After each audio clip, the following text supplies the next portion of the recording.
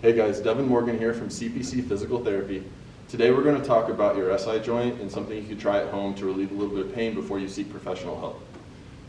SI joint pain is a common pathology that comes into our clinic, and often we have to use muscle energy to mobilize that joint.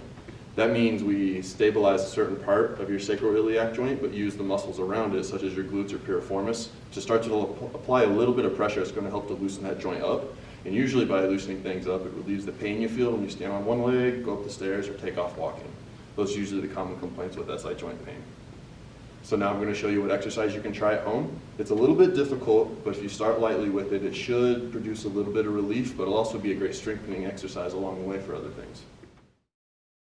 In order to initiate this exercise properly, you want to start by lying flat on your stomach and rest your forehead on your interlocked fingers. You're going to keep your forehead in contact with your hands and relaxed against the floor, mat, or table that you're working on because this will help relax your paraspinals. We want this exercise to isolate your glute muscles, so we're going to try to quiet down the rest of your motion. The first thing you do is lift both legs behind you, like you're lifting them up off the table.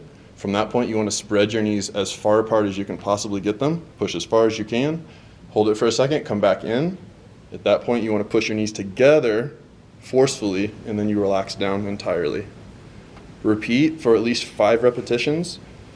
Okay, so as you can tell by performing this exercise a few repetitions, it's actually quite difficult. It requires a fair amount of glute force and able to perform the entire motion. And then after 1, 2, maybe 3 repetitions, you really start to feel some fatigue and it gets hard to lift your legs.